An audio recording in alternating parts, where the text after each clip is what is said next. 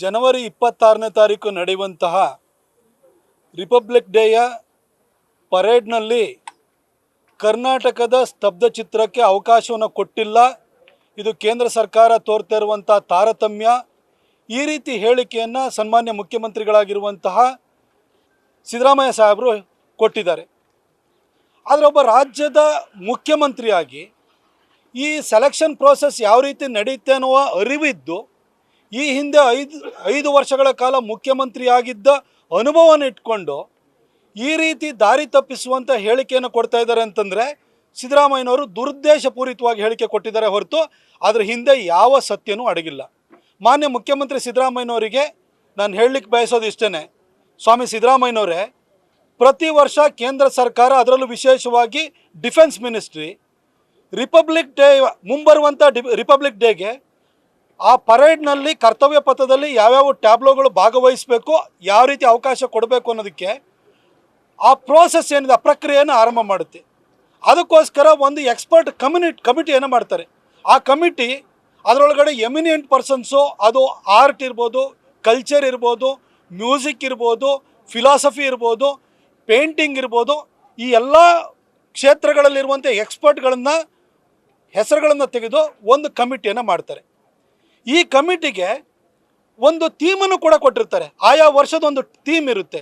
ಈಗ 2022ರಲ್ಲಿ India at 75 ಅಂತಿತ್ತು, ಅಥವಾ ಐಡಿಯಾ ಅಟ್ 75 ಅಂತಿತ್ತು. 2023ರಲ್ಲಿ ಟೂರಿಸಮ್ ಅಂತಿತ್ತು. ಈ ವರ್ಷ ಇಂಡಿಯಾ ಮದರ್ ಆಫ್ ಡೆಮಾಕ್ರಸಿ ಅಂತ ಒಂದು ಥೀಮ್ ಕೊಟ್ಟಿದ್ದಾರೆ. ಈ ಥೀಮಿಗೆ ಅನುಗುಣವಾಗಿ ದೇಶದಲ್ಲಿರುವಂಥ 29 ರಾಜ್ಯಗಳು, 7 ಕೇಂದ್ರಾಡಳಿತ ಪ್ರದೇಶಗಳು ಹಾಗೂ ಕೇಂದ್ರ ಸರ್ಕಾರದ ವಿವಿಧ ಇಲಾಖೆಗಳಿಗೆ ಪ್ರಪೋಸಲ್ನ ಕಳಿಸುವಂಥ ಅವಕಾಶ ಕೊಡಲಾಗುತ್ತೆ. ಆ ಥೀಮಿಗೆ ಅನುಗುಣವಾಗಿ ಯಾರ್ಯಾರು ಪ್ರಪೋಸಲ್ ಕೊಟ್ಟಿದ್ದಾರೆ ಅದನ್ನು ಎಕ್ಸ್ಪರ್ಟ್ ಕಮಿಟಿ ಕೂತ್ಕೊಂಡು ಪರಾಮರ್ಶನೆ ಮಾಡಿ ತೀರ್ಮಾನ ತೆಗೆದುಕೊಳ್ಳುತ್ತೆ. ಇಲ್ಲಿ ಯಾವುದೇ ರಾಜಕಾರಣನೂ ಕೂಡ ಇರಲ್ಲ. 2022ರಲ್ಲಿ 21 ಟ್ಯಾಬ್ಲೋಗಳಿಗೆ ಅವಕಾಶ ಕೊಡಲಾಯಿತು. 36 ಒಟ್ಟು ರಾಜ್ಯ ಮತ್ತು ಕೇಂದ್ರಾಡಳಿತ ಪ್ರದೇಶ ಇದೆ, ಉಳಿದ ಗೌರ್ಮೆಂಟ್ ಇಲಾಖೆಗಳಿದೆ. ಸಿಕ್ಕಿದ್ದು 21 ಜನಕ್ಕೆ ಅವಕಾಶ. 2022ರಲ್ಲಿ 23 ಜನಕ್ಕೆ ಅವಕಾಶ ಸಿಕ್ಕಿತ್ತು. ಈ ಸರ್ನು 25ಕ್ಕಿಂತ ಜಾಸ್ತಿ ಯಾರಿಗೂ ಅವಕಾಶ ಸಿಗಲ್ಲ. ಹಾಗಾಗಿ ಒಂದಷ್ಟು ರಾಜ್ಯಗಳು ಬಿಟ್ಟು ಹೋಗ್ತವೆ, ಕೇಂದ್ರಾಡಳಿತ ಪ್ರದೇಶಗಳು ಬಿಟ್ಟು ಹೋಗ್ತವೆ, ಕೇಂದ್ರ ಸರ್ಕಾರದ ಕೆಲವು ಡಿಪಾರ್ಟ್ಮೆಂಟ್ಗಳು ಬಿಟ್ಟು ಹೋಗುತ್ತೆ. ಈ ಪ್ರೋಸೆಸ್ಸು ಆ ಥೀಮಿಗೆ ಅನುಗುಣವಾಗಿ ಟ್ಯಾಬ್ಲೋ ಕೊಟ್ಟಿರೋರಲ್ಲಿ ಆ ಪ್ರಪೋಸಲ್ನ ಯಾರು ಕಳಿಸಿರ್ತಾರೆ ಅದು ಯಾವುದು ಪೂರಕವಾಗಿದೆ, ಯಾವುದು ಚಂದವಾಗಿದೆ ಅನ್ನೋದನ್ನು ಎಕ್ಸ್ಪರ್ಟ್ ಕಮಿಟಿ ಮಾಡುತ್ತೆ ಹೊರತು ಇದರಲ್ಲಿ ಯಾವ ರಾಜಕಾರಣನೂ ಇರಲ್ಲ. ಇದ್ರ ಬಗ್ಗೆ ಜ್ಞಾನ ಇದ್ದು ಕೂಡ ನೀವು ಈ ರೀತಿ ಹೇಳಿಕೆನ ಕೊಡ್ತೀರಿ ಅಂತಂದರೆ ನಿಮ್ಮ 7 ತಿಂಗಳ ಆಡಳಿತ ಏನಿದೆ, ಅದರ ವೈಫಲ್ಯ ಏನಿದೆ, ಅದನ್ನು ಮುಚ್ಚಿಕೊಳ್ಳೋದಕ್ಕೋಸ್ಕರ ಜನರ ಅಟೆನ್ಷನನ್ನು ಬೇರೆ ಕಡೆ ಡೈವರ್ಟ್ ಮಾಡೋದಕ್ಕೋಸ್ಕರ ನೀವು ಈ ಥರ ಹೇಳಿಕೆ ಕೊಡ್ತಾ ಇದ್ದೀರಿ ಹೊರತು ನಿಮ್ಮ ಹತ್ರ 7 ತಿಂಗಳಲ್ಲಿ ಏನು ಮಾಡಿದೆ ಅಂತ ತೋರ್ಸೋಕ್ಕೆ, ಜನಕ್ಕೆ ಹೇಳೋದಕ್ಕೆ ಯಾವುದೇ ನಿಮ್ಮ ಹತ್ರ ಸಾಧನೆಗಳಿಲ್ಲ. ಹಾಗಾಗಿ ಪ್ರತಿಯೊಂದು ವಿಚಾರಕ್ಕೂ ಕೂಡ ಕೇಂದ್ರ ಸರ್ಕಾರವನ್ನು ಬೈಯುವಂಥದ್ದನ್ನು ರೂಢಿ ಮಾಡ್ಕೊಂಡಿದ್ರೆ. ನಮ್ಮಲ್ಲಿ ಒಂದು ಮಾತಿದೆ, ಏನು ಅನಿಷ್ಟಕ್ಕೆಲ್ಲ ಶನೇಶ್ವರ ಕಾರಣ ಅಂತ. ನಿಮ್ಮ ಹತ್ರ ಏನೇನು ಅನಿಷ್ಟಗಳಿದೆ ಅದಕ್ಕೆಲ್ಲ ಕೇಂದ್ರ ಸರ್ಕಾರ ಕಾರಣ ಅಂತ ಹೇಳ್ಬಿಟ್ಟು ಆ ಒಂದು ಪ್ರವೃತ್ತಿಯನ್ನು ರೂಢಿಸ್ಕೊಂಡಿದ್ರೆ ದಯವಿಟ್ಟು ಬಿಡಿ.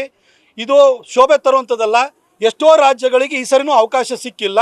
ಅವರೆಲ್ಲರೂ ನಿಮ್ಮ ಥರನೇ ಬೈತಾ ಕೂತಿದ್ದಾರೆ, ಕೇಂದ್ರ ಸರ್ಕಾರನ ದೂರ್ತಾ ಇದ್ದಾರೆ. ದಯವಿಟ್ಟು ಒಂದು ರಾಜ್ಯದ ಮುಖ್ಯಮಂತ್ರಿ ಆಗಿದ್ರಿ, 2ನೇ ಸರಿ ಮುಖ್ಯಮಂತ್ರಿ ಆಗಿದ್ದೀರಿ ನೀವು. ಇನ್ನಾದ್ರೂ ಕೂಡ ಗುರುತರವಾದ ಜವಾಬ್ದಾರಿ ಕೂತ್ಕೊಂಡಿರುವಂಥವ್ರು ನೀವು ಸ್ವಲ್ಪ ಜವಾಬ್ದಾರಿಯುತವಾಗಿ ಮಾತಾಡಿ ಅಂತ ನಾನು ಸಿದ್ದರಾಮಯ್ಯ ಸಾಹೇಬ್ರನ್ನ ಕೇಳ್ಕೊಳ್ತೀನಿ. ಈಗ ಕೇಂದ್ರ ಸರ್ಕಾರ ಇವರು ಕಾಂಗ್ರೆಸ್ ನಾಯಕರು ಈಗ ರಾಮ ಮಂದಿರ ಉದ್ಘಾಟನೆಗೆ ಹೋಗೋದು ಬೇಡ ಅಂತ ನಿರ್ಧಾರ ಮಾಡಿರ್ತಕ್ಕಂಥದ್ದು ಇದೊಂದು ರಾಜಕೀಯ ಬಿಜೆಪಿ ಮತ್ತು RSS ನ ಕಾರ್ಯಕ್ರಮ. ಸೊ ಹೀಗಾಗಿ ಇದಕ್ಕೆ ನಾವು ಹೋಗೋದಿಲ್ಲ ಅಂತ ನೇರವಾಗಿ ಖರ್ಗೆ ಮತ್ತೆ ಸೋನಿಯಾ ಗಾಂಧಿ ಅವರು ಹೇಳಿ ಕೊಟ್ಟಿದ್ದಾರೆ. ನೋಡಿ, ರಾಮ ಸೇತುವಿನ ವಿಚಾರ ಬಂದಾಗ ಸುಪ್ರೀಂ ಕೋರ್ಟಿಗೆ ರಾಮ ಸೇತುವಿನ ಬಗ್ಗೆ ಒಂದು ಅಫಿಡವಿಟ್ ಸಲ್ಲಿಸಬೇಕಾದ್ರೆ ರಾಮನ ಅಸ್ತಿತ್ವವನ್ನೇ ಅಲ್ಲಗಳೆದು UPA ಸರ್ಕಾರ ಅಫಿಡವಿಟನ್ನು ಸಲ್ಲಿಸಿತ್ತು. ಇನ್ನು ರಾಮ ಜನ್ಮಭೂಮಿಯ ತೀರ್ಪಿನ ವಿಚಾರ ಬಂದಾಗ ರಾಮ ಒಬ್ಬ ಕಾಲ್ಪನಿಕ ವ್ಯಕ್ತಿ ಅಂತ ರಾಮನ ಅಸ್ತಿತ್ವವನ್ನೇ ಅಲ್ಲಗಳೆದು UPA ಸರ್ಕಾರ ಇದ್ದಂಥ ಸಂದರ್ಭದಲ್ಲಿ ಕೇಂದ್ರ ಸಚಿವರಾಗಿದ್ದಂತಹ ಖ್ಯಾತ ವಕೀಲರಾಗಿರುವಂತಹ ಕಪಿಲ್ ಸಿಬಲ್ ಅವರ ಮುಖಾಂತರ ಸುಪ್ರೀಂ ಕೋರ್ಟ್ ಮುಂದೆ ದಾವೆ ಹೂಡಿಸಿ ರಾಮ ಜನ್ಮಭೂಮಿ ತೀರ್ಪನ್ನೇ ಕೊಡಬಾರ್ದು, ಯಾವ ಮುಸಲ್ಮಾನ ಸಮುದಾಯಕ್ಕೆ ನೋವಾಗುತ್ತೆ, ದೇಶದಲ್ಲಿ ಗಲಭೆ ಆಗುತ್ತೆ, ರಾಮ ಅನ್ನೋನೊಬ್ಬ ಕಾಲ್ಪನಿಕ ವ್ಯಕ್ತಿ, ಅದಕ್ಕೆ ಯಾವುದೇ ಆಧಾರ ಇಲ್ಲ ಅಂತ ಹೇಳಿಬಿಟ್ಟು ಸುಪ್ರೀಂ ಕೋರ್ಟ್ ಮುಂದೆ ವಾದವನ್ನು ಮಂಡಿಸಿದಂಥ ಕಾಂಗ್ರೆಸ್ನಿಂದ ಇನ್ನೇನನ್ನು ನಿರೀಕ್ಷೆ ಮಾಡಲಿಕ್ಕೆ ಸಾಧ್ಯ? ಅವ್ರು ಯಾವತ್ತೂ ರಾಮ ಭಕ್ತರಲ್ಲ ಅನ್ನೋದು ಅವರ ನಡತೆಯಿಂದಲೇ ತೋರಿದ್ದಾರೆ. ಆದರೆ ದುರದೃಷ್ಟವಶಾತ್ ಯಾವ ಗಾಂಧೀಜಿಯನ್ನು ಹೆಸರು ಹೇಳ್ಕೊಂಡು ಕಾಂಗ್ರೆಸ್ನವ್ರು ರಾಜಕಾರಣ ಮಾಡ್ತಾರೆ, ಆ ಗಾಂಧೀಜಿಯವರೇ ರಾಮನ ಪರಮ ಭಕ್ತರಾಗಿದ್ದರು. ಈ ದೇಶ ರಾಮರಾಜ್ಯವಾಗಬೇಕು ಅಂತ ಕನಸು ಕಂಡಿದ್ರು. ಆ ಗಾಂಧೀಜಿಯನ್ನು ಇವರು ನೋಟಲ್ಲಿ ಮಾತ್ರ ಪ್ರೀತಿಸ್ತಾರೆ, ರಾಜಕಾರಣಕ್ಕಷ್ಟೇ ಪ್ರೀತಿಸ್ತಾರೆ ಹೊರತು ಗಾಂಧೀಜಿಯವರ ಯಾವ ಆದರ್ಶಗಳನ್ನು ಅವರು ಪಾಲಿಸಲ್ಲ ಅನ್ನೋದು. ಇವರು ರಾಮನ ಅಸ್ತಿತ್ವವನ್ನೇ ಪ್ರಶ್ನಿಸುವಂಥವ್ರು, ರಾಮನನ್ನ ಕಾಲ್ಪನಿಕ ವ್ಯಕ್ತಿ ಅಂತ ಹೇಳುವಂಥವ್ರು.